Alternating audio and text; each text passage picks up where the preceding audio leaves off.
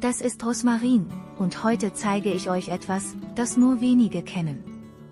Rosmarin, Lavendel und Immortelle, 3 Pflanzen, die viele wegen ihres Duftes, ihrer heilenden Wirkung und ihrer Schönheit lieben. Doch nur wenige wissen, wie einfach es ist, sie zu Hause zu vermehren. Viele versuchen es auf unterschiedliche Weise, scheitern aber oft. Heute verraten wir euch unser kleines Geheimnis. Rosmarin stark, immer grün und immer bereit, Essen und Leben zu verfeinern. Lavendel, die duftende Königin der Gärten, ein wahrer Magnet für Bienen und Schmetterlinge. Immortelle, eine Pflanze, die Gold wert ist und selbst stärkster Sonne und Trockenheit trotzt. Alle 3 haben eines gemeinsam: sie sind leicht zu vermehren, wenn man den richtigen Trick kennt. Normalerweise schneidet man Stecklinge und stellt sie in Wasser oder direkt in die Erde, aber es gibt eine bessere Methode, eine, die fast garantiert gelingt. Und man braucht nichts Besonderes, nur etwas, das jeder zu Hause hat. Aber bevor wir dieses Geheimnis lüften, liken Sie dieses Video und abonnieren Sie unseren Kanal. Es ist völlig kostenlos. Vielen Dank dafür. Hier ist das Geheimnis. Das Geheimnis liegt in Toilettenpapierrollen. Ja, Sie haben richtig gehört.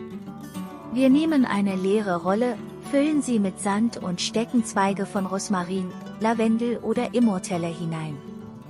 Der Sand lässt die Stecklinge schnell Wurzeln schlagen, und die Rolle behält Feuchtigkeit und Form. Nach ein paar Wochen, wenn Sie dieselben Zweige herausnehmen, werden Sie von jungen Pflanzen begrüßt, die bereit sind, in den Garten oder in einen Topf gepflanzt zu werden. Sie müssen sie aber nicht aus der Rolle nehmen, sondern können sie einfach zusammen mit der Rolle in einen Topf oder in Erde graben. Ihre Pflanzen wachsen weiter, und die Rollen zersetzen sich mit der Zeit im Kontakt mit Wasser. Einfach, aber wirkungsvoll. Nur wenige wissen es, so können Sie eine ganze kleine Plantage dieser mediterranen Juwelen anlegen. Probieren Sie es aus und überzeugen Sie sich selbst. Wenn Sie möchten, dass Ihre Rosen schnell Wurzeln schlagen und aus einem einzigen Zweig eine neue, gesunde Pflanze ziehen, gibt es einen einfachen, altbewährten Trick, den viele erfahrene Gärtner anwenden. Sie benötigen lediglich eine Knoblauchzehe. Und liebe Freunde, falls Sie es noch nicht getan haben, abonnieren Sie bitte unseren Kanal und geben Sie diesem Video ein Like. Das bedeutet uns sehr viel. Vielen Dank.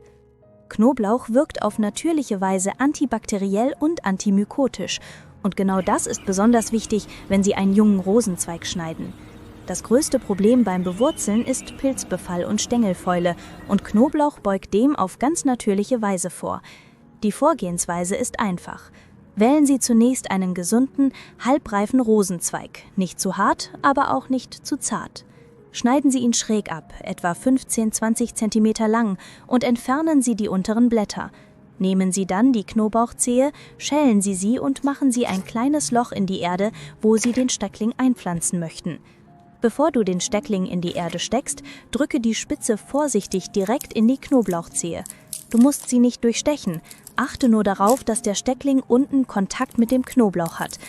Dadurch können die Knoblauchfasern ihre natürlichen Inhaltsstoffe freisetzen, die den Steckling vor Fäulnis schützen und die Wurzelbildung fördern.